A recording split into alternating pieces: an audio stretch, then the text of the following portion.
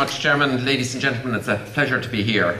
My job is to do economic research, but not just to live in the ivory tower to come out and explain the results of what we do. And I've presented the results to all political parties. I haven't spoken to Fianna Fáil in probably 2 years, so it's a real pleasure to be here. I should say that when I was speaking on the news on fiscal policy 2 days ago, somebody rang in to know was I a card-carrying member of Fianna Fáil, and I can assure you that neither myself nor my father have joined Fianna Fáil. It is just that most of the research which I want to talk about today backs up what the Taoiseach has just said, so you will have to bear with the fact that it's going to be rather boring hearing some of the same story again. Over the last 15 years, I've been driven demented by foreign journalists, foreign researchers wanting to come to Ireland to find the elixir of eternal growth. One of the advantages of the current crisis is they've stopped coming. The vultures have come instead. But one of the things I said to them was, don't look at the Irish success, look at Ireland's failure. How did Ireland fail for so long, from 1922 until the 1970s? And the reason was that unlike the rest of Western Europe, which woke up after the nightmare of the Second World War and said, globalization is good for you, free trade is where it's at, we slept right like Rip Van Winkle for another quarter of a century. And the sheer drudgery, the inefficiency of that economy, and the contrast with the opportunities which we have exploited so well in the EU, really, I've lived through it. When I was 16, I got my first fresh peach, because peaches didn't grow in Ireland, so you couldn't have a fresh peach. When I joined the Department of Finance in 1972, 4 months before we joined the European Union, I was dealing with trade, and cars came FBU and CKD. FBU was fully built up, CKD was completely knocked down. That was nearly all of them. So they were built in Britain or France, knocked to pieces, brought here and badly assembled. It was an incredibly inefficient regime, and sure enough, those jobs went. But they have been replaced so successfully through foreign direct investment with jobs where we create real goods and services that we want and that we can sell in the outside world. And the Taoiseach has talked about this, that this opportunity would not have been there but for the European Union. And it's something which Lemass woke up to pretty early, well, as soon as he became Taoiseach and changed policy, but it took us a long time to get there. And the lead-in was painful. But already in the early 1970s, even before joining the EU, you could see the growth in foreign firms setting up here to exploit a European market. So that was the beginning. And I suppose when I voted in 1972 to join, a big issue was it was a great opportunity for Irish farming, which it was. But there have been a whole series of innovations, and each time you have people saying, oh, it could be bad for Ireland. For example, the single market in 1992. People said, oh, we're on the periphery of Europe. Things are going to be difficult for us. But actually, the single market has proved to be hugely beneficial for the Irish economy. One of the things it did, it said that you can't buy Irish when you're in public procurement. We didn't have much in pharmaceuticals. We didn't have anything in healthcare products. We had nothing in telecoms products. Because in Germany, you bought Siemens. In France, you bought CITI Alcatel. They changed the world, and we now have very successful pharmaceuticals would be our biggest and most important manufacturing sector. That people will buy Viagra if it's made in Ireland, they buy it in Germany, they'll buy it in France. And the single market, instead of being a cost, and we were compensated with increased structural funds to pay for the fact we'd have difficulties, it was a huge opportunity. Moving on to monetary union, the study which Chairman mentioned, which I undertook actually jointly with Patrick Honohan, who is going to be the Governor of the Central Bank from next week, in 1996. We felt that represented a major opportunity for Ireland. The single most important reason being that people to invest in Ireland, they knew we had opportunities in the European market, but it was an expensive place, that it was risky in terms of the exchange rate.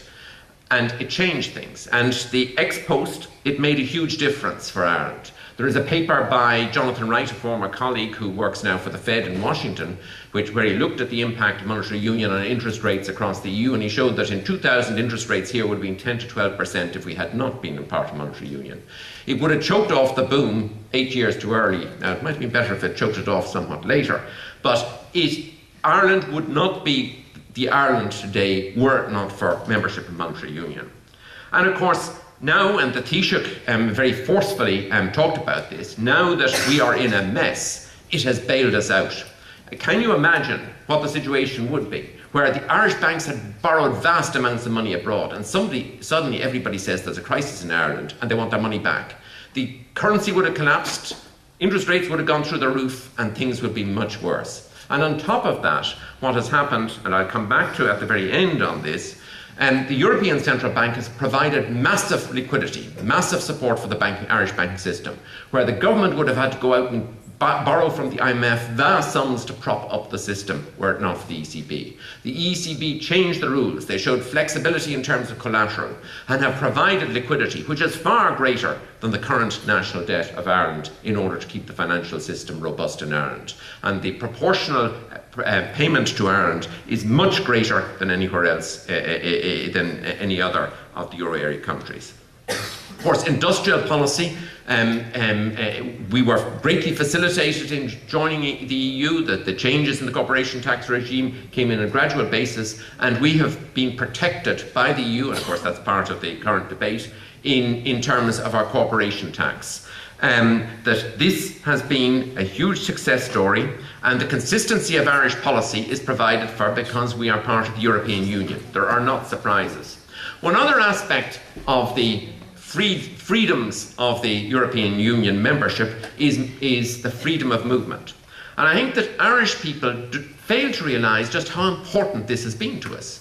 My three daughters worked in unskilled jobs in France, Germany, Spain. The opportunity to travel, and when my wife did the same as a student, she had to get a police certificate of good conduct to go to Germany. The bureaucracy to work as an au pair in Germany was really awful. The fact that you can move around, and one of my daughters was in Russia for a year when she was 18, and she said the feeling when she crossed the border into Finland and saw the European Union flag and knew that she could get sick, and she had come home as a European citizen. It is that freedom of movement which is so important. And the research which we have done shows that the immigration of skilled labour from the rest of Europe in the late 90s and early years of this decade helped solve the unemployment problem in Ireland. And it is interesting that, and unfortunately, that the foreigners who come to Ireland, many of them have lost their jobs, much a higher proportion than of Irish people, but that I think that people recognise that they are suffering more than we are, but the Irish economy has benefited from this, and that the growth of a multicultural economy is part of the Irish success story. One aspect which, talking to in particular German journalists until recently, was the structural funds. Was it all brought to you by the German taxpayer? No, it wasn't. The German taxpayer, we are very grateful to them. It made a significant difference. One of the biggest differences that came up at a conference which I was speaking at yesterday, which the Taoiseach also spoke at, was that they forced us to answer for how we spent their money. Unfortunately, now that we get no money from them, Irish people don't care about wasting taxpayers' money, and we've made a mess of things. In that, while the EU was slightly involved, even up till 2003, we had to answer to the ghost of Chancellor Cole, a very large ghost, for how we had spent his taxpayers' money, and it helped us do our business better. We've forgotten that one, I'm afraid, but in terms of the legacy effects of the structural funds, one of which is the importance of education and training. The rest of Northern Europe invested from Siberia through to Snowdonia in education 945. We were 25 years behind the herd. And the EU supported us spending a significant part of our structural funds on education and training. Unfortunately, DG16 were not too happy about it because A, it wasn't DG16, it was social affairs, and they liked to put up a big sign saying brought to you by the EU, and they couldn't really stick signs on every student in Ireland saying brought to you by the EU.